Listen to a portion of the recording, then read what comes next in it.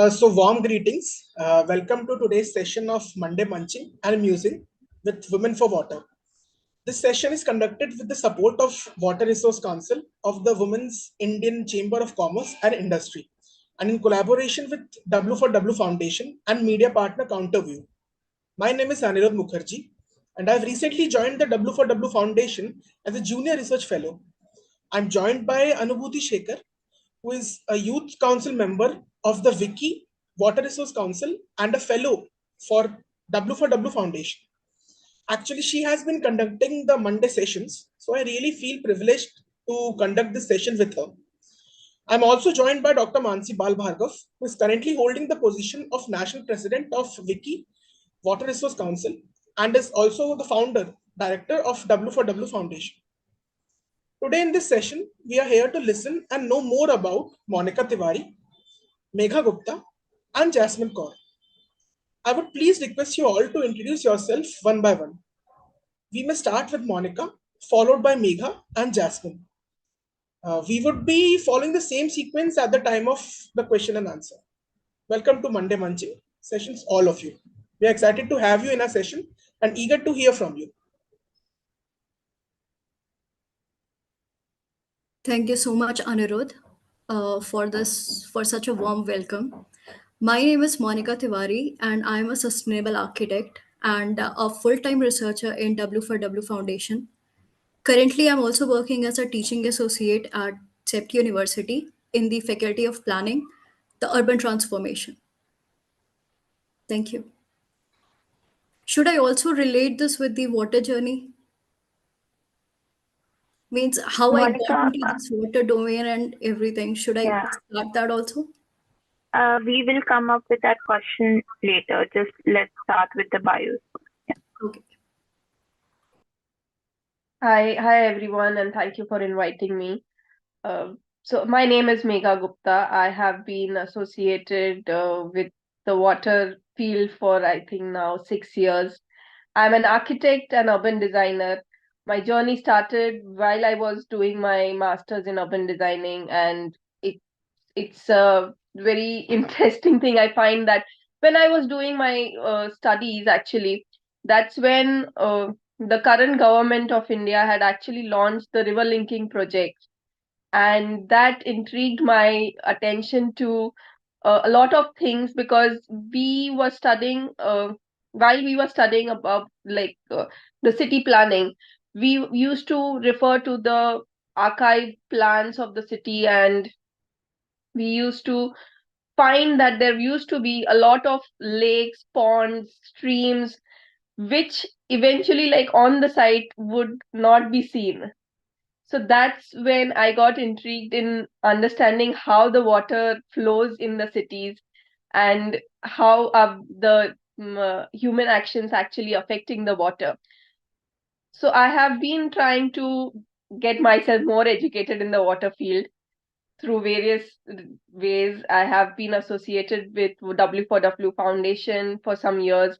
I'm currently on sabbatical. I'm based in the UK currently, and I think I'm still have a lot of things to learn and also give my time to more flourish in this field. Thank you. Thank you, Megha, for the introduction, as well as Monica. I think, and first and foremost, I would like to thank Anirudh for the invitation and W4W for this, opportunity. My name is Jasmine, and I am a project manager and policy researcher with Center for Global Affairs and Public Policy, which is an environment policy think tank. I majorly am working on multiple projects. My background in education is in environmental law and policy, and currently I'm working on first the project through which my journey in water started was the plastic pollution in the Ganga River. Apart from that, currently we are working with a lot of clean tech startups focusing on urban resilience, again a part of a very important and critical part of which is wastewater management and treatment. Thank you.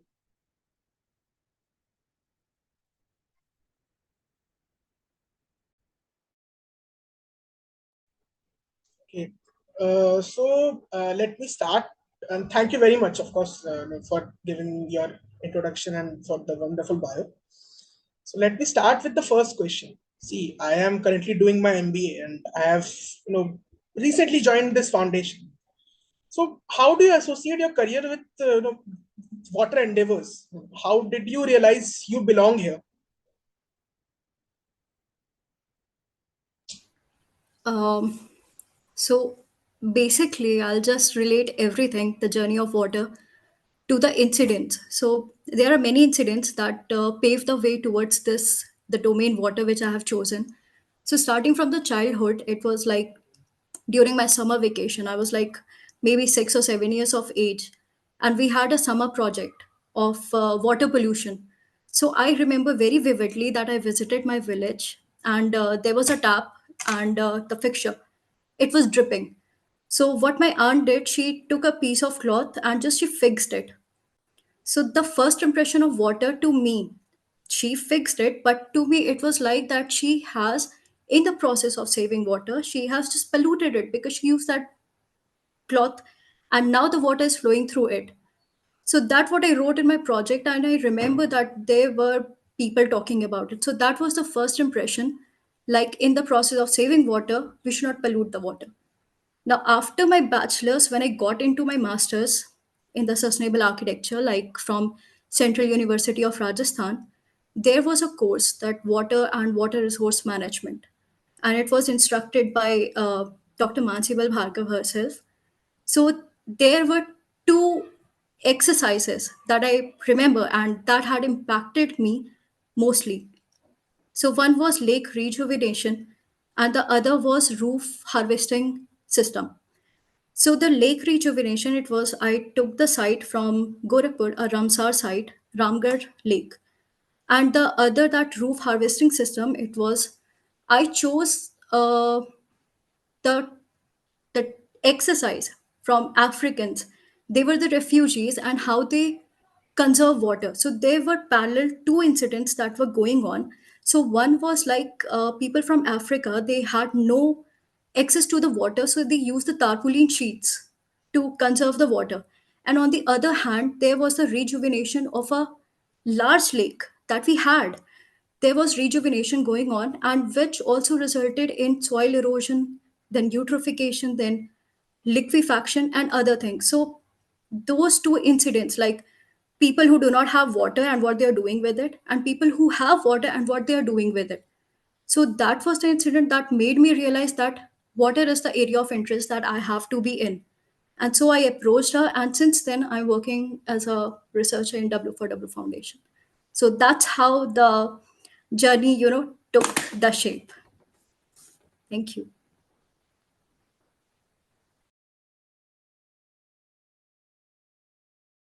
Megha ma'am, you I'm are on sorry. mute. Vega, Sorry, I didn't realize. Thanks, Monica. That was very interesting to know your childhood journey and like how you got influenced by looking at the basic things that happen in almost every household. My journey actually started, like I mentioned, during my academic year, like in my master's time. And I was intrigued in understanding the city level water, but I also realized that most of my friends in that time, like they did not have or we don't have much clue of where the water actually comes from in the tap in our house, and also where does it go ultimately. So that was something that I found very, you know like intriguing and wanted to know more about it. I wanted to know more about how, like, as an architect and as an urban designer, my actions are going to influence the water that's going to be flowing in and around every household in whatever city or wherever I'm based in. And there are very small decisions that we end up taking which affect at a very large scale and ultimately become a part of your livelihood, which can affect your actions and your habits of how you use and deal with water. So I think I got intrigued in also because of the lack of knowledge that I had about water, that how to deal with it. And I realized that in the education world or the academic world, the only memory that I have about understanding water is the basic water cycle that I was taught in the primary school. But apart from that, I don't remember getting any opportunity or coming across any time where I could opt for a subject or a topic where I could understand water more. And I think that got me interested because I didn't know more about it and I wanted to know more about it. So I got this opportunity to engage with Mansi ma'am, and I have been trying to be as active as possible.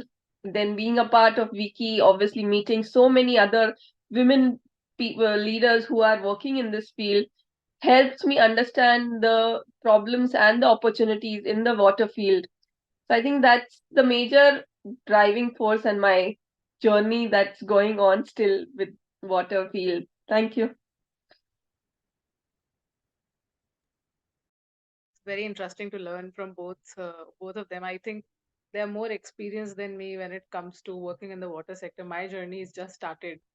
And mine is a very accidental journey. It was not something that I planned that I want to work in this sector. I started out learning about water and the issues around water when I was preparing for civil services. During that time, there was, when you read about it, you learn that so many things are connected to water, be it, urban flooding, be it climate change, how our rainfall patterns are changing. And the most important thing that stayed with me during that learnings was that how we are not designing our cities to be more, what do we say, water sensitive. We are not considering how the infrastructure that we are designing is sensitive towards our water bodies, because more and more population increasing and urbanization, what ends up happening is that our lakes, our rivers gets destroyed, many of the lakes specifically. So it started as an academic journey. I went on to write a paper in T20 about blue-green infrastructure, and then one policy paper again as part of my thesis in masters around the pollution in the rivers and how policies are impacting it. But apart from that academic journey, I think more on the practical level, it started with working through Center for Global Affairs and Public Policy, specifically the program in which Monica and Dr. Mansi Bhargava were also a part.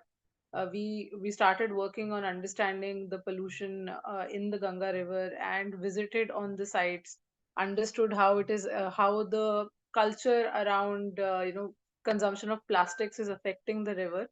And currently, I'm also trying to expand my knowledge on lake rejuvenation and also kind of making it a habit of taking participation in lake cleanup activities, which actually I think it's something which fills your soul, because you believe it's something action oriented, and it kinds of give you the satisfaction that you're doing something instead of just writing a piece of paper or working on the legalities of it.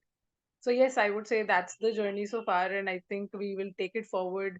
Our plans are to promote wastewater treatments in a lot of municipalities, in a lot of RWAs, and not only just limit ourselves to Ganga, and to move ahead with many, many more rivers. Okay, so I mean, I will absolutely agree with you. You all, I mean, in school also we got to learn only about the water cycle and some here and there about the water conservation. The gravity was never pondered and talked about. So, currently, what activities or commitments are you all currently occupying your time? I mean, what are your current endeavors? So, talking about the current endeavors, let's get back a while. Means I just relate everything to the incident. So, after my masters, I got into the building sector where the rating systems were provided to the building. So there was a project which we had to get it LEED Zero certified. So I remember that how that project was full of excitement. It was excitement because we had to go through, means the water goes through the building and the whole process, means the consumption of the water and how it is reused and everything. So that was very exciting. At the same time, it was also very challenging because you have to, you have to means kind of you have to talk to the people to get some things on track, to save water, to conserve water, and to get it. So lead zero, I'll just explain in a short. Lead zero is like, if the total consumption of the water is equal to the total water reused, then the project gets the lead certified as a zero. So I remember that when we practiced it on the field, so it was very challenging to persuade the client to go through some of the actions. So there was kind of behavioral patterns that we had to go through. Then after that, anyhow, we just did that project. So it's like if you have taken something to conserve water, then there are two aspects. One is theoretical and one is the practical. So theoretical things, they go like that, you have to document and everything, but practical, you have to acknowledge everything. You have to see the ground reality. So majorly I'm working with the W4W Foundation. So there are various projects like, there are lake walks, then there are various conversations. And also I'm also working on one Prakriti Prerna Foundation, in which I am working for the water conservation. So these are the current projects that I'm working on. And also, as Jasmine has told about that, tackling plastic pollution along the Ganga basin, that was the project which made my passion grew more towards water. Like, we were working for 10 to 13 days, I think. We were on the field and we were working on all the aspect of it, like ecological, social, and cultural aspects related to the Ganga River, and how to protect it against the water plastic pollution. So that was the project, and it is still going on. We are looking forward to the next leg also. Thank you. Interesting to know all the projects actually going currently running in water field. And I'm sure that there are different aspects of water that are dealt differently. Currently, I would say that my engagement in water is on a back seat. As I am on sabbatical since last 1 year, but I have been engaged with the W4W Foundation since it's like almost once it started by Mansi ma'am, and I was a part of it for more or less 2 years. I learned a lot. I had a lot of opportunities to be a part of the projects that W4W Foundation was taking up, the talks that they were arranging, the water fest that was held in those 2 years, the lake walks that Mansi ma'am keeps doing. So I think that there is a lot of engagement opportunities that come up in your day-to-day life.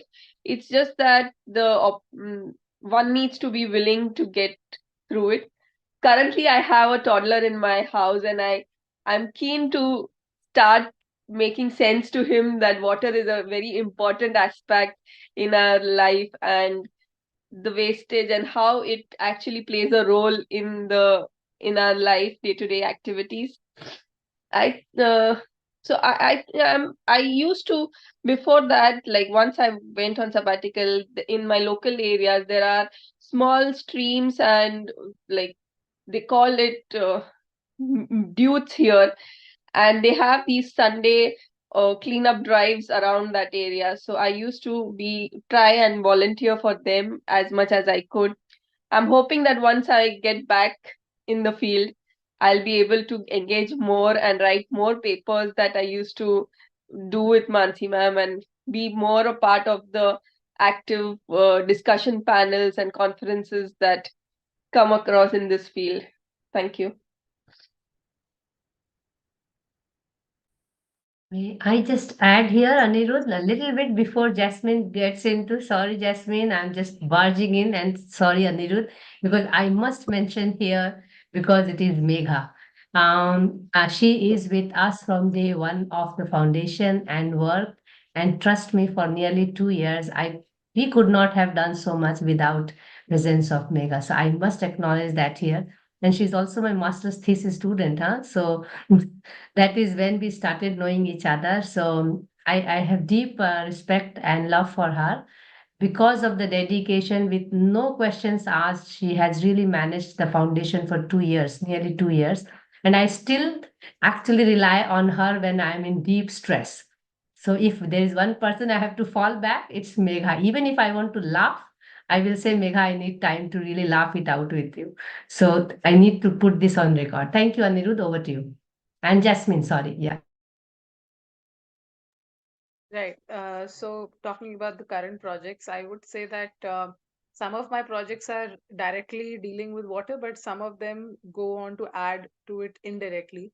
For example, while we were studying about Ganga River and the plastic pollution in it, what we know and what we learned was that whenever there is a leakage in the waste management system, the waste is going to end up in the nearby drains and waters. So my focus currently through multiple projects is that how we can change that ecosystem, how we can ensure that the waste in a municipality is managed correctly. So with our cohort, which we have launched very recently, the Helix program, what we are trying to focus is on urban resilience, and we are bringing together multiple solutions from waste management to water, gray water management, water quality management.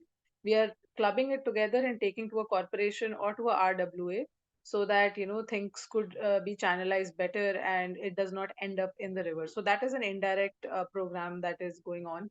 Apart from that, we are trying to promote alternative plastic alternatives. That is a cultural solution, you can call it. We are doing that through, again, a lot of startups. We are promoting that culture. We are doing campaigns with colleges, specifically college students, because we understand they are a very large consumer base and they are going to end up being one of the largest consumers in the next coming 5 years.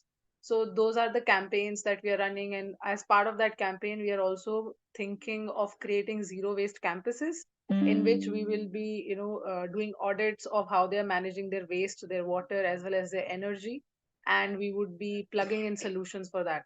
So this is the second project, I would say, which is going on.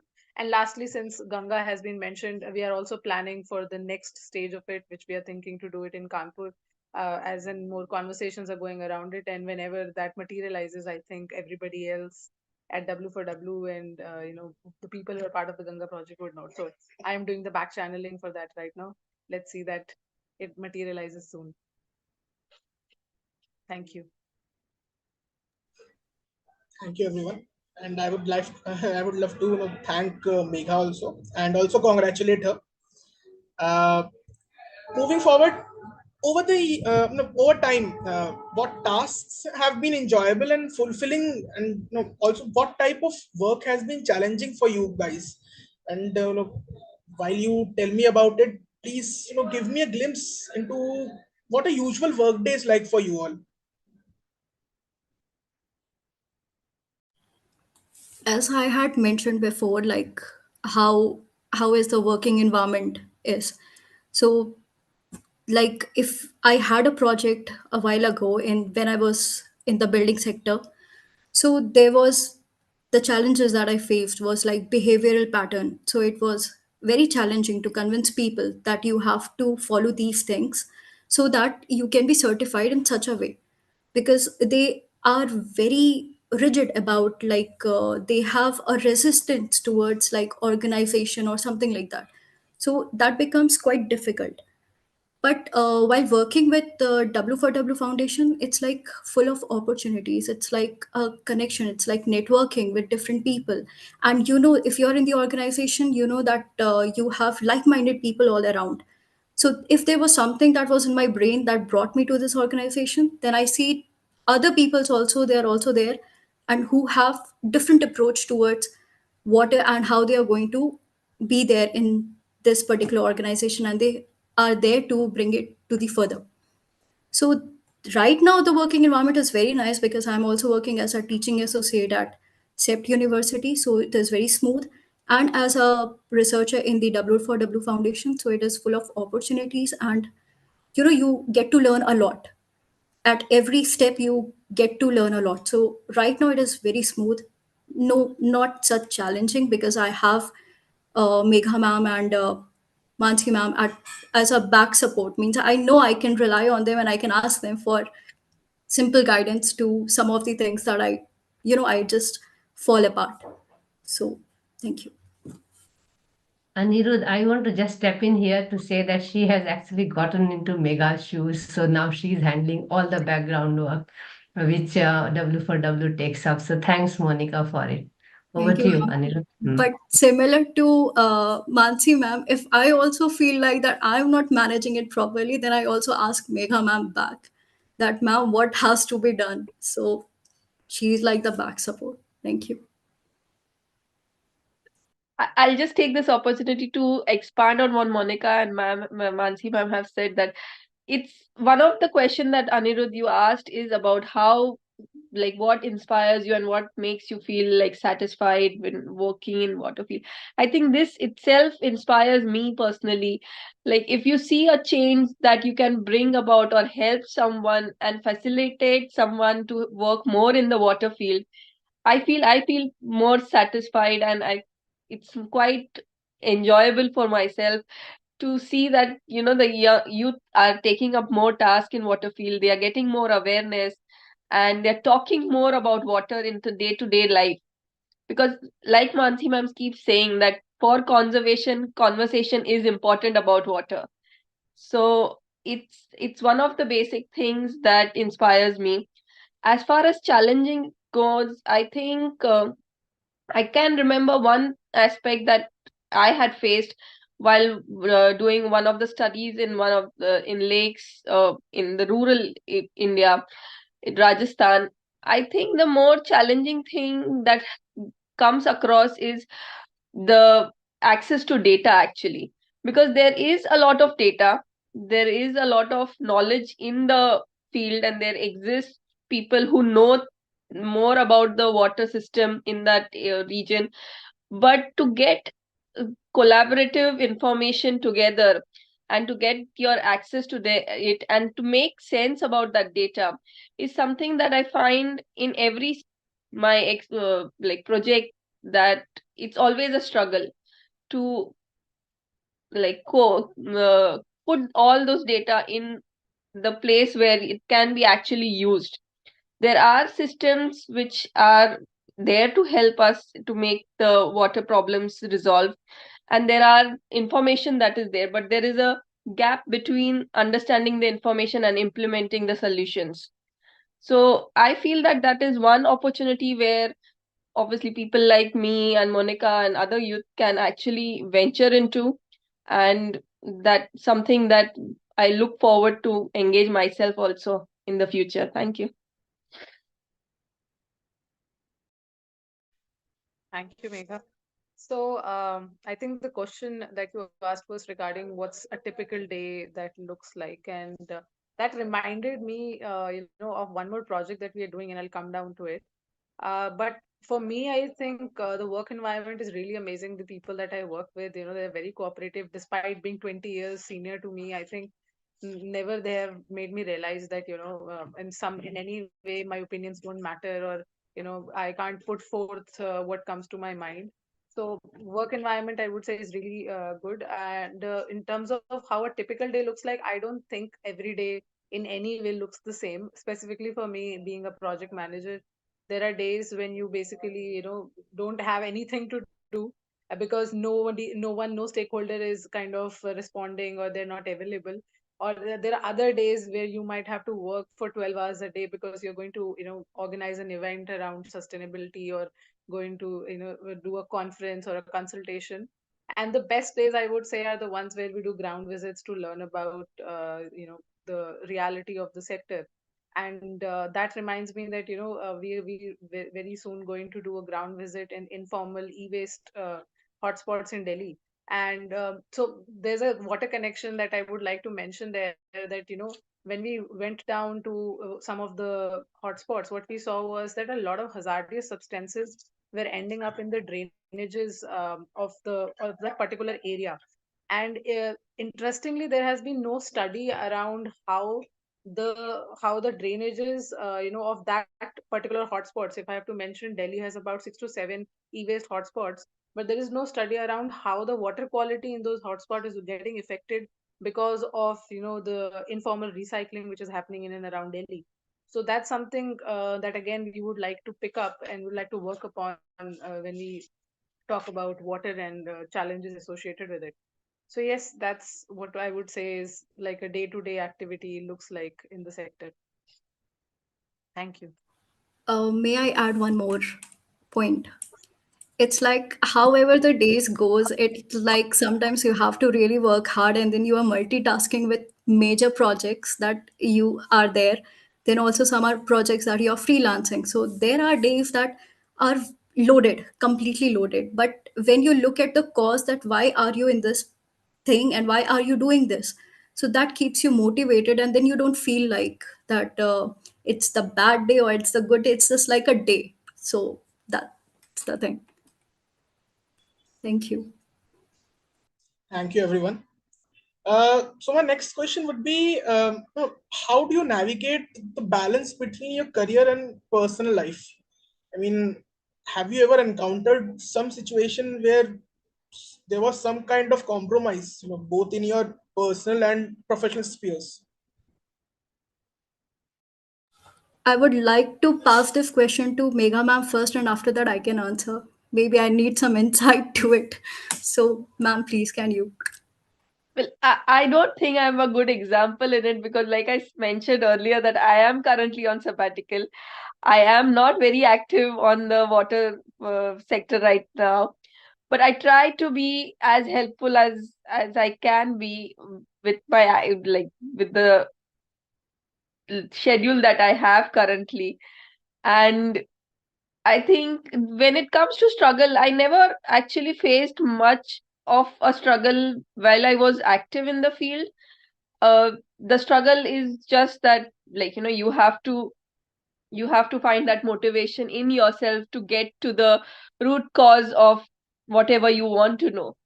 And I think apart from that, I have always been getting good support from all my mentors, Mansi ma'am, my personal life, like my parents, everyone has been very supportive in wherever I wanted to travel because of the water field.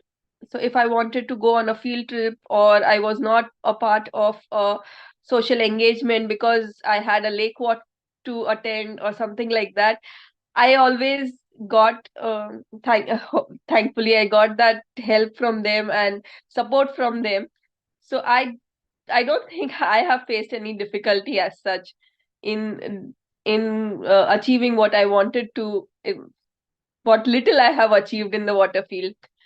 But I think current like there are, like I mentioned, that there are different aspects that you can get involved in the water field. So it does not matter that you are actually on site or you are writing a paper or you are just inspiring a friend in your house to just close the tap while they are brushing their teeth. So your engagement with water, because the use never stops, your conservation never stops. So the effort can be put on a very small scale, it can be put on a very large scale. It never actually stops me. So even though I'm on a sabbatical, I feel somewhere on a very minor scale, minute scale, I'm still engaged in, and water constantly keeps playing in my mind of how I can conserve it and how I can make it more efficient actually. Thank you. So basically, those are the things that keeps you like that you are ready to do everything. So if you talk about like multitasking and how you're managing all these with the career, means obviously with the thing which is there on the main scale. So it's like you divide those days, you start to multitask, and you get organized, you prepare the sheets, you keep everything noted that you don't forget, you keep yourself focused. So there are those processes that if you are into it, you develop your own skills that how you're going to deal with it. But once you know the importance of those tasks, that they have to be delivered on time, so you know how to work. It means you'll wake early in the morning, you'll start working in the morning, or you'll not sleep, you'll work hard, and you'll do. So you'll take your ways out. So that is how it goes on. Yeah. Thank you. So I think I won't lie here. There are days when you feel a lot of overwhelmed and you think, how are you going to balance it all? But again, as Monica also said, there are tools to it. And specifically, I think it starts with the people you surround yourself with. So the people, specifically, once you let's leave aside the family, but other people that you surround yourself with, if they're supportive of your career choices, if they're supportive of your plans, I think it does not become a lot. It does not become much of a problem. And apart from that, specifically tools, I think play a very important role. Time management, work management tools, and in this sense, I think a lot of technology today, when it comes down to work management softwares, it comes down to personal note taking softwares. These are becoming very important, because that way you don't have to remember everything, you don't have to keep going, you don't have to pressurize yourself too much, because the software is sending you notifications, reminding you of the deadlines. So that, I think, helps a lot in terms of management. So yeah, time and resource management, I think, is the answer. Yes, thank you everyone for your wonderful insights and sharing your experiences with us. I will now hand over the session to Dr. Mansi. She'll continue from henceforth. Thank you, Anirudh. Oh my God, you are such a seasoned host. I would like to have you again and again as a host. Please take this as your next responsibility along with Anubhuti. So thanks for taking us through such a wonderful personal reflection of each of our girls, Jasmine, Monica, and Megha. And it was so nice to hear you, because I know most of the time you people are hearing from me. So I was really, really enjoying the conversation. I will straight away jump into the discussion on leadership in the water sector, because that's the purpose of the second section of the interaction. Uh, you may recall or not, I don't know, but the statistics shows that women have a weak representation in the water sector. And especially when we talk about women, I am focusing more on leadership aspect of being women in the water sector. There are quite a lot of women professionals, but still the world stat shows 1 in 5 is a woman professional in the water sector. And when I look at that percentage, around 20, and then I look at the leadership in the water sector, I find that to be even meager than 20%.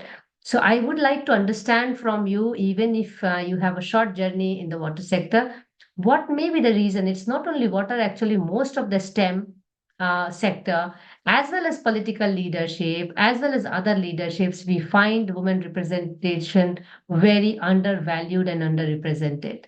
Maybe it will be good to understand what may be the reasons behind it, keeping patriarchy as the foundational reason. Maybe get to know from your viewpoint.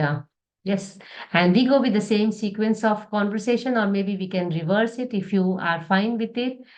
We start with Jasmine. Yeah, over to you, Jasmine. Yeah, thank you. So I think, I don't know about the personal experiences, because I never have faced any discrimination so far in the sector. But from what I have heard and what I've learned, there are many, many reasons specifically for women not growing in the STEM sector.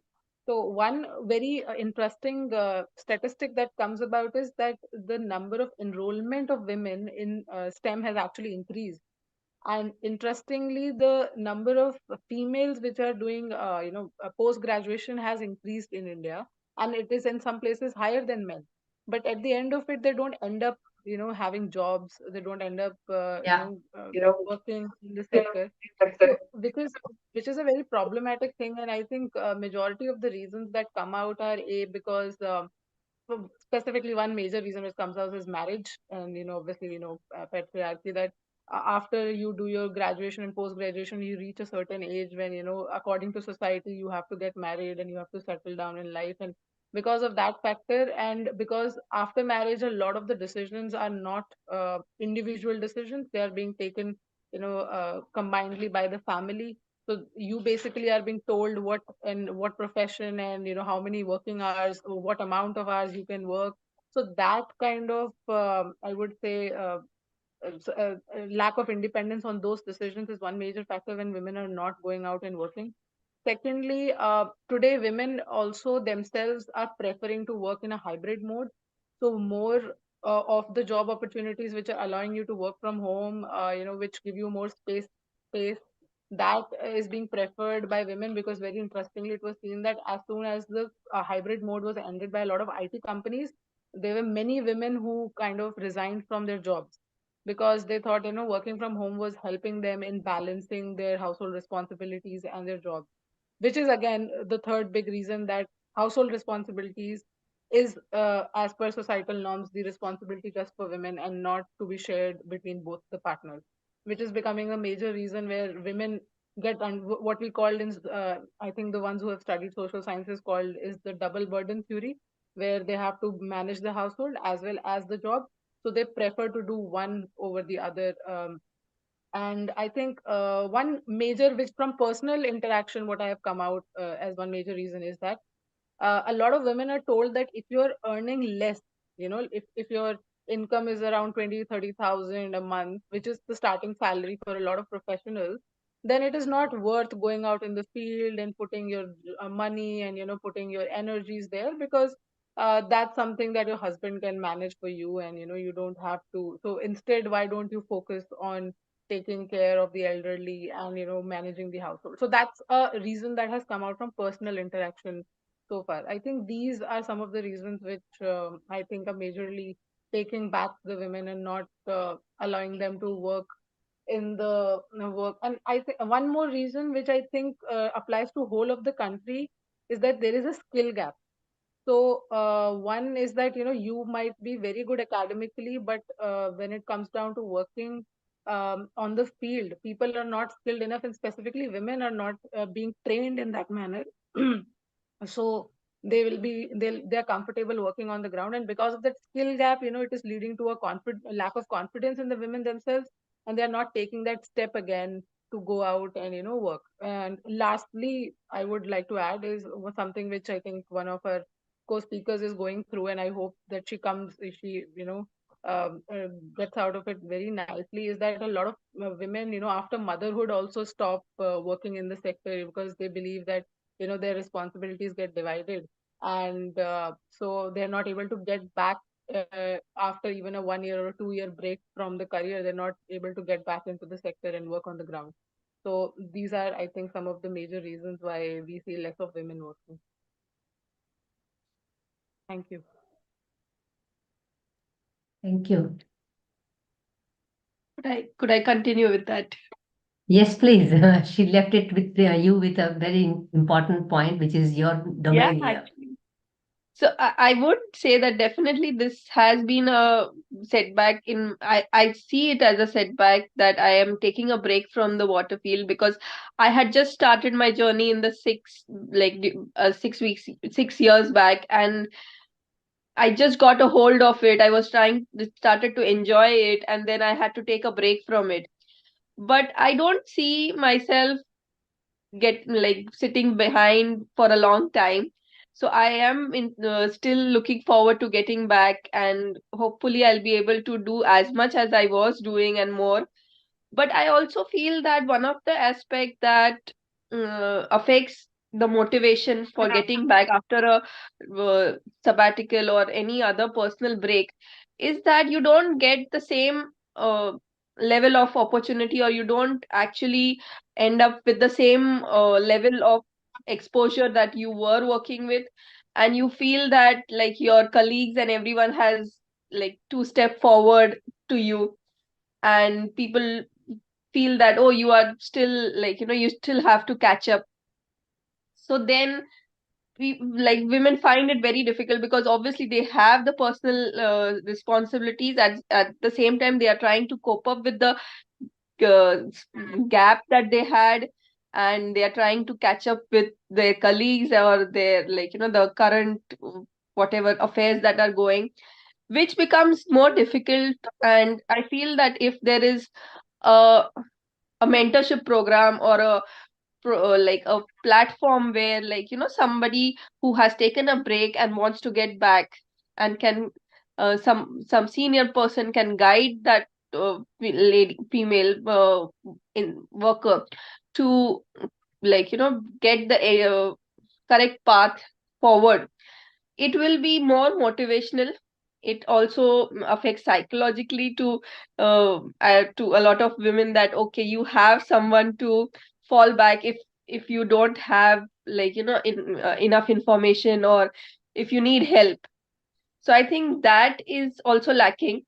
Another thing, I think Jasmine actually covered most of the reasons that uh, are responsible for the lack of women leaders in water field. But one thing I also feel that it's about the mentality of people. They don't take women leaders seriously, and even if you have X amount of degrees and X amount of years of experience, you are still seen as someone who does not have enough knowledge at par to a male worker, to a male leader, and they will just undermine you and not take you seriously.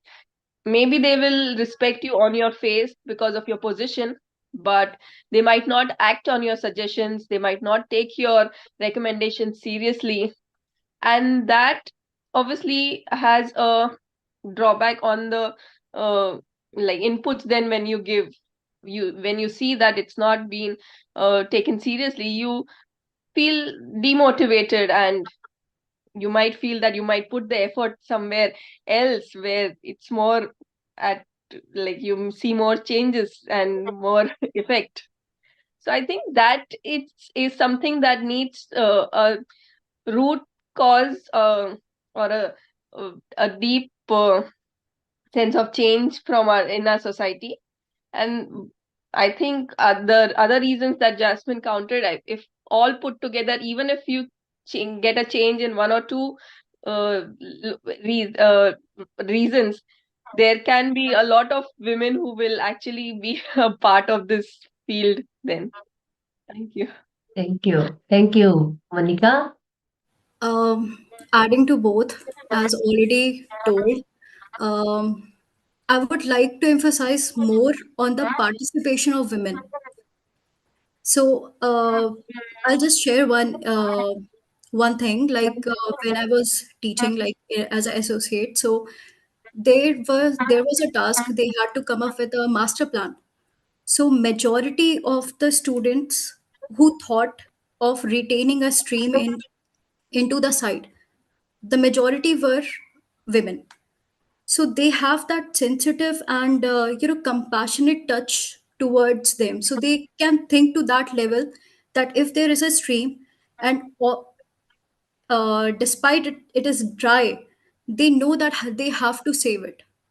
So women, for instance, may have unique insight and approaches that can contribute to the complex issues.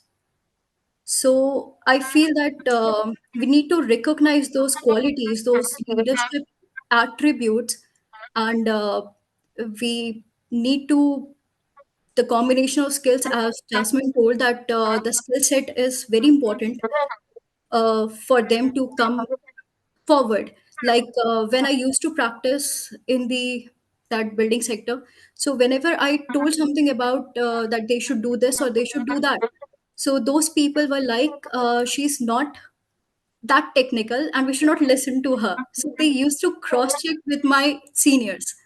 So they had that thought in their mind that girls, they are very good at studies, but they are weak at technical things. So they have that thing in their mind. So, but women participation is very important. That's what I would conclude to. Thank you. Yeah, thank you, Monica. Thanks a lot. From the research which I've been doing of late with women in water and women in built environment, I think one thing I would like to add to all three of you is that women themselves are not seeing their role in leadership and leading it. And the first example of it, a very simple example of it, is that most of the women in the sector are really not documenting and disseminating what they do. They are not putting forth to the society how do they think about life, world, sector. And this is where actually was the genesis of the research which we are conducting in Women for Water, this one, and Women in Architecture and all. So women also have to take it as a responsibility, because if they see that they are promoting themselves, it is not true. They are learning and they have to share it. So the sharing part of women in terms of documenting and disseminating the knowledge and their skill sets is extremely important, which we have to take it up, and we are trying to do it through our research and all. That brings me to the next question about skill sets. So, because the idea of leadership is actually gender neutral, it's genderless, let's say. And we wish to live that day when we don't have to talk about women in water, or it is about people in water, because water management is people water. So I would like to understand from you, when you imagine a leader, I hope you do not imagine a man there, you imagine a leader there. So what kind of skill sets do you think a leadership uh, requires?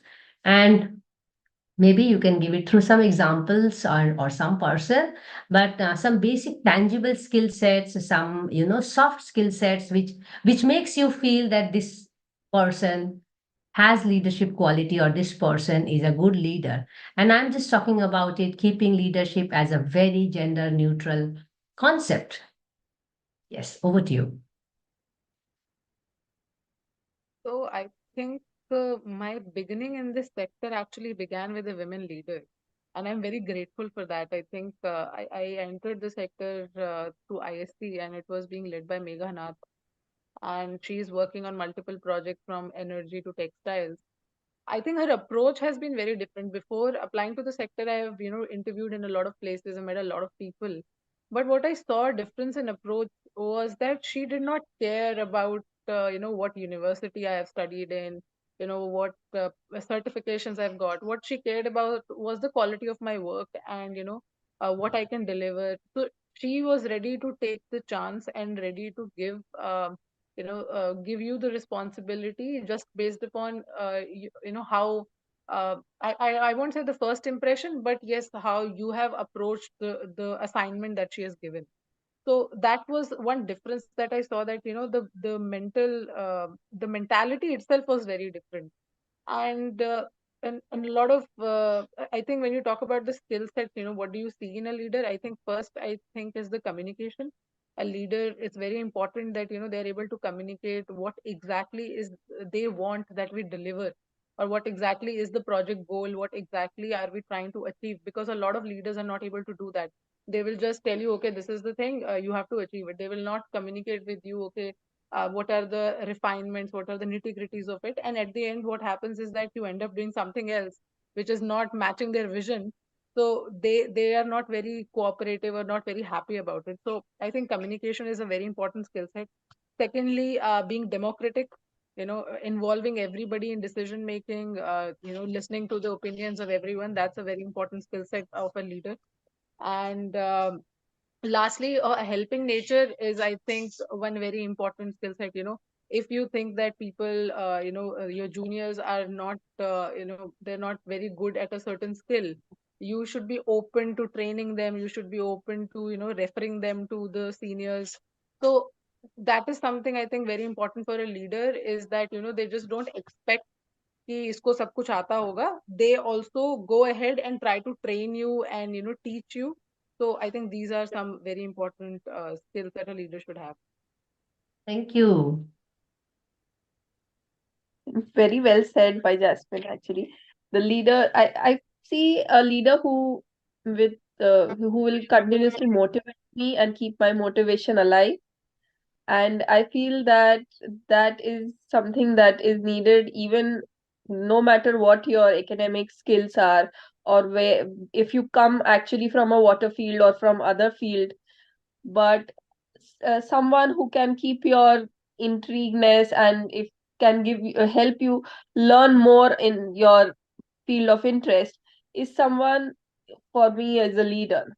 And also, like, teach you the kindness, and maximize your opportunity of taking becoming a leader, actually, and not making you feel that they are the leader. So that is, I think, important, and not many people can actually do that, take a back seat and let the juniors or your students do take the decisions, because they all, inherently, somehow people end up, like, even if they listen to you, they end up telling you ultimate the final thing that they want to achieve. And that is something that is I feel that good leader will be someone who will let you be the leader and not empower them on you. Thank you. Monica?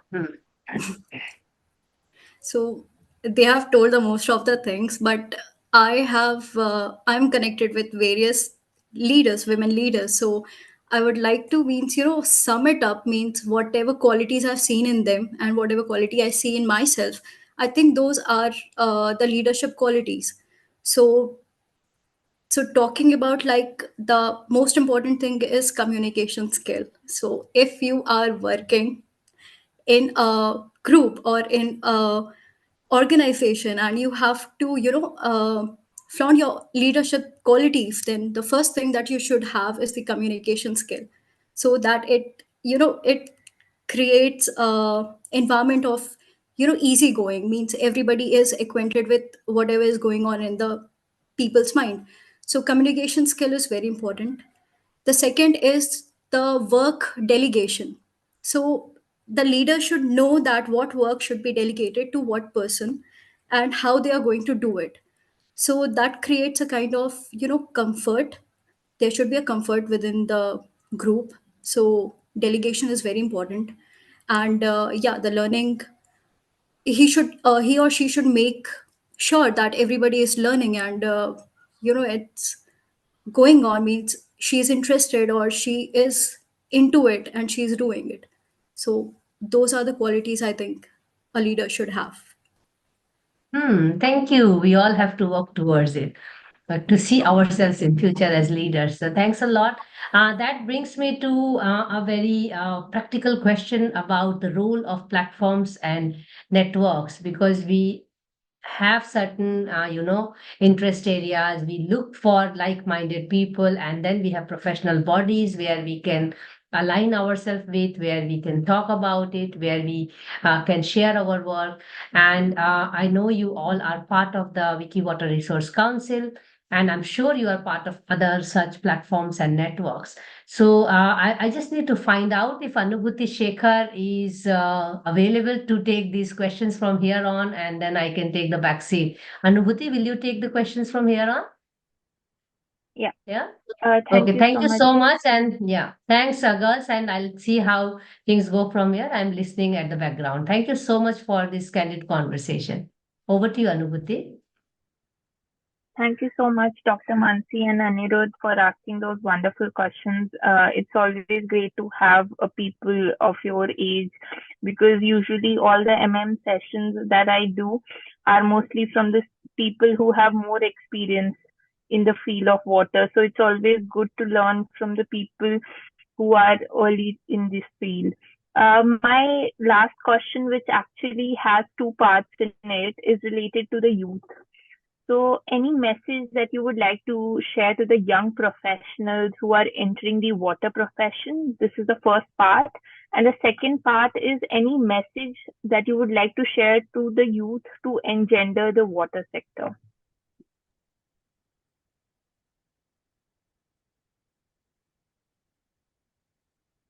Why don't Monica start? So as Mansi ma'am just mentioned that she was talking about the networking and connections. So I have a very means something to add on it. So the connection, they yeah, so the connections, the networks, the organization, they are just like they are a pool of knowledge, and the connections that we build along, they help you in learning and also to tap to the resources that are not within your reach. So then they keep you motivated, and the most important thing is, like, these connections, if like I'm the member of Wiki Council, so I have all this knowledge and I know every people who are there in this Wiki Council. So if I come across any person, if I come across any woman who is in need of such kind of network, so I'll act as a bridge between the two and I'll connect those two people. So that what help the connection helps you in. Now my message to the youth is, not specifically I can come up with something, but I would just like to share, like, you just need to flow like a river. and everything will come in its place eventually. You just have to work diligently, and you just have to look for the appreciations. So if you're appreciated in your track, that means that is the right track, and everything will come in place. So just flow like a river. That's it. Thank you. Should I just add to go ahead? Hello? Yes, ma'am. Can you? Yeah, okay. So I would just club both the aspects that Anubhuti and Mansi ma'am were talking about. And I'll say that one of the things that the youth needs to do is don't suppress your intrigueness or your questions that are coming in your mind. Don't worry if even it's a very silly question, or don't think how people will judge you if you ask this, because if you are a part of a network, or even if you have one person to guide you, just ask the question, just go ahead and talk about it. And if that person is not able to help you, I'm sure they'll guide you somewhere, but you will only find a solution if you talk about it. So if there is something in your mind that is troubling you, or you're curious about, just keep discussing it with people that you come across. And if you find your way, it's like obviously you can then spread the knowledge, and it keeps increasing, the network keeps growing. But in don't suppress your curiousness, and don't sit quietly thinking that, can I not, like, there are so many experts in this network and I'm just a novice, and how can I be like so silly? And even if, there are small projects and people are working on global level, if you need help, just ask for it. There might be someone who will be willing to help you out, and they might actually enjoy doing that. So don't hold yourself back. I think that is something that the youth need to, be comfortable in such networks. Thank you. Right. Over to you, Jasmine. So, lastly, to add, I think I'll just answer those separately. First, for the young professionals, networking obviously has been covered, and I think secondly, more important, something that is very important for them to understand is that you have to have a lot of patience, because a lot of times when you're entering a sector, you're trying to work around, you might not understand so many concepts, you might not understand so many networks. So have a lot of patience. And apart from that, try. Today we are in the age of internet, there's so much knowledge which is free, so make use of that. So that's one thing for the young professional. Secondly, for the youth in general, I would say there are two things. One, volunteer. That is one of the best ways of learning. Volunteer with a local NGO, volunteer, go out, understand. Maybe you can volunteer just for writing a column, but the best way of volunteering is to going on the ground and learning. So do that. And secondly, small choices make a huge impact. So change that toothbrush that you have, switch from plastic to bamboo. So smaller choices which are very pocket friendly. You don't have to directly go and retrofit your sewage treatment plant in your building. Smaller choices make a lot of difference on how you're affecting the environment. So that's something that the youth should consider, and very consciously choose and what they're buying as a consumer. So that's all. Thank you. Right. Thank you so much. I think you all already talked about so much about social networking. I do have one question any one of you can answer. It's not a particular question that we usually ask, but whenever we go out or we see people of our own age, not very much involved, or they don't know a lot about what's happening in the environment, and a lot of things that in general people are supposed to know about what is happening, like in general about the environment, water, etc. So do you feel, how do you like take it up? Do you think that you just like let it go, or do you actually talk to people of your age, to your friends about how these small issues are actually important? So like because what I usually feel is, because I feel that what will my friends think if I will start in the middle of all these social gathering that we are having, how if I will start talking about water or environment, they may not be happy to talk about it. So how do you guys, if you do, then how do you do it? Is it easy to be a part of a group of people who do not know about environment or water or the issues about the environment? Yeah. Oh, I like the question, Anubhuti. Very well asked. Go ahead. Can I just share something? I think it relates to the question. So I think I find this opportunity when I'm in a social gathering and we are talking something else apart from water, and like it's a total different atmosphere. But like I said, that water does not stop existing in your life. So you will obviously, like, even if you are sitting in a social gathering, there will be a glass and a mug right at the table in front of you, or somebody will get up to probably, like, just wash their hands or visit the washroom or the kitchen or somewhere. So water is always there around you, and if it is continuously playing in your mind, you will like come up across an opportunity to get that topic out. I find it easy to just mention while, like, if there is a glass of water there, or if a friend of mine is drinking water, but they are filling their glass entirely, and I know that they're not going to consume the entire glass. You can just start the topic over there itself, that, like, if you're not having it as much as you're filling the glass, why don't you take as thirsty you are? Or maybe keep the glass with yourself and, like, come finish it and don't throw the water. So simple things like that. And even like basic things like Jasmine mentioned about going to recycle things. So once the topic is out, obviously, like, it's opening a book of worms. It's a can of worms.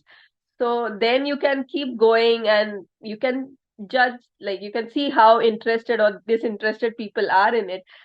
And usually, maybe like in 5 or 10 gatherings, at least you'll find one person who will be more interested in knowing or taking the discussion ahead.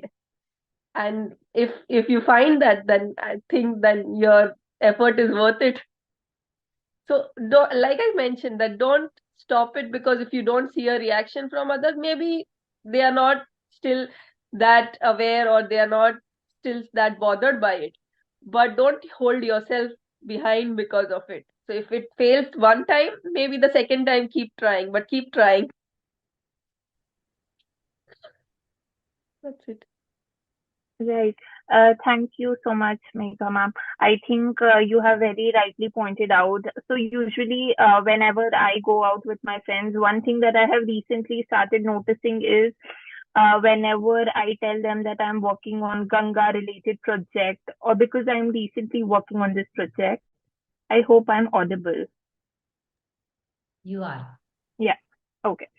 So, so recently, because of this project that I'm doing, and people saw few pictures floating of us cleaning the Ganga bank. So mostly, whenever we talk that we are working on the field of water, people think we are just doing clean drives, we are just cleaning the beaches, Ganga, etc. So there is a so much broader picture that people don't get to see, that water is so much more than just cleaning water or cleaning the surroundings of the water areas. But I think it's a long journey that we all are part of. Thank you so much. It was wonderful having you all. I will just hand it over to Dr. Mansi, because I think we are still left with one question from her side. Over to you, Dr. Mansi. Thank you. It was a very good question asked, because uh, from the point what Megha said, that you can actually barge into conversation if you are, if you are into it, because it's constantly playing in your head.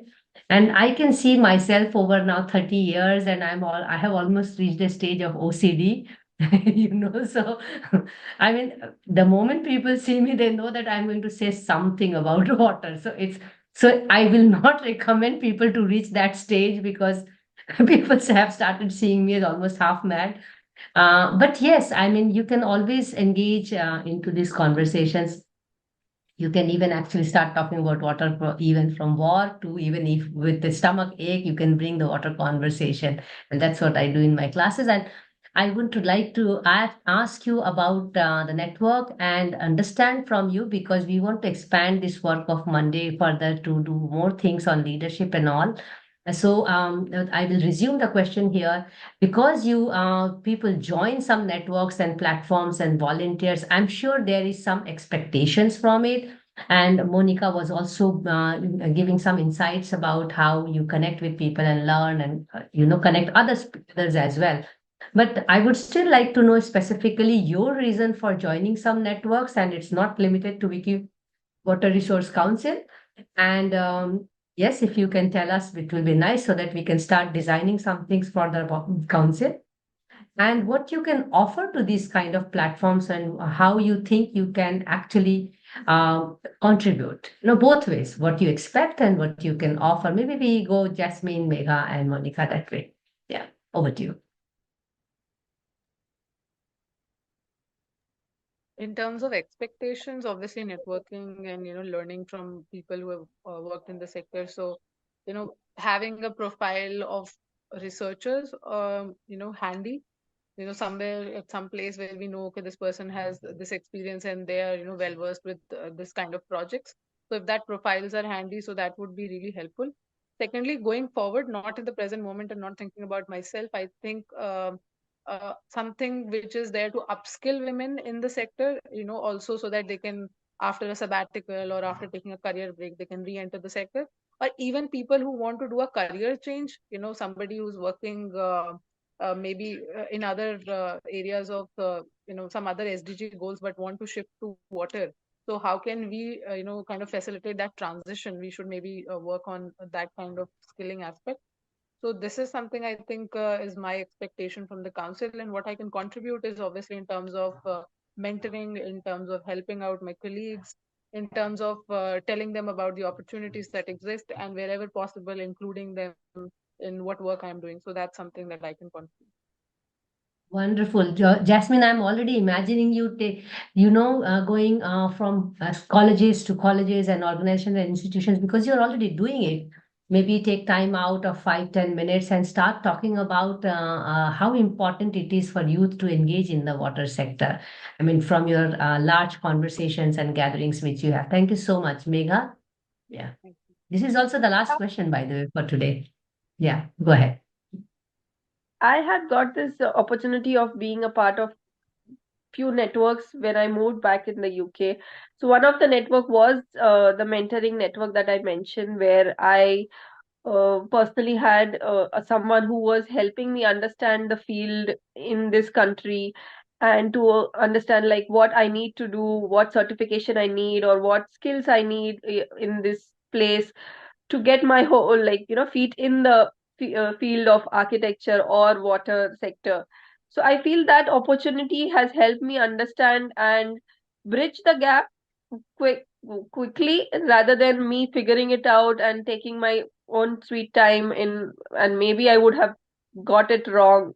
So that thing was a very important thing that I found in one of the networks. And I feel that I'm still engaged with that network, because I feel that now that I have a better understanding, there are more people like me who are trying to become a part of like a practice in this country or in this new field, and I can help them pass my knowledge. And so that is the same, like the similar thing that Jasper mentioned.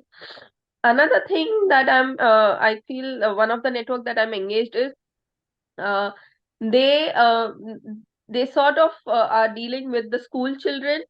So they take this opportunity in understanding the water issues and the public sector issues of how the children like see it through their eyes. So it's not Wow. only hearing about people of our age and of highly skilled adults who already have a lot of knowledge, but it's also making the world or the problems, or seeing the problems through different eyes and different age group. So if you get this opportunity through a network of talking about whatever you are working on with teenagers or with children of like in school age, it I think it gives us a different dimension to work on, and it exposes, like it gives you a lot of different ideas also. So I feel that one of the network that I am engaged in, it has given me a good opportunity, and I've learned a lot from uh, engaging in schools over here to understand how the children see the world through their eyes. So I think I'm fortunate enough to be a part of that network. Thank you. Thank you. Monica? Um, for me, I'm working since 2 years in this organization that has provided me networks with an increased opportunities, obviously. And I know that it has a diverse pool of knowledge from starting from all the conversations with all those water experts. So you know that you are gaining something, and it also keeps you intact with the innovations that is happening in the water sector. The collaboration that sorry the contribution that I can do to this is I can act as a bridge between those people, like as I mentioned before also, those people who do not know anything about but they are willing to do something into the water sector from, suppose like I'm from Lucknow and they are willing to do something in the water sector from Lucknow. So I can connect those people who can help these people in coming out with something that they want to. So in that way, I can be like a connector between the people, those who know, and the people, those who do not know. Thank Thank you. you so much. And water has a connective capacity. It has been written about a lot, and that also gives me an opportunity to talk about our upcoming Water Fest, and that is themed around Water Connects. And that's a very good idea that we will stay connected. And thank you so much for this candid conversation. I now hand it over to Anirudh to please do the vote of thanks. Over to you, Anirudh. Yeah. At the end, I would just like to thank each and every one of you for this enlightening interaction. We felt the conversation flowing like water. I hope you felt the same and enjoyed the conversation. It's like be like water and I'm water. May you remain an inspiration to others. We are grateful to have learned about your water endeavors. May you continue your water activities and keep us posted. We shall also continue with our Monday Munching with Women for Water every Monday at 5 p.m. and look forward to learning more and more women from the water sector. You may please follow our social media platforms for regular updates. For now, thank you so much. Please take care. Thank you.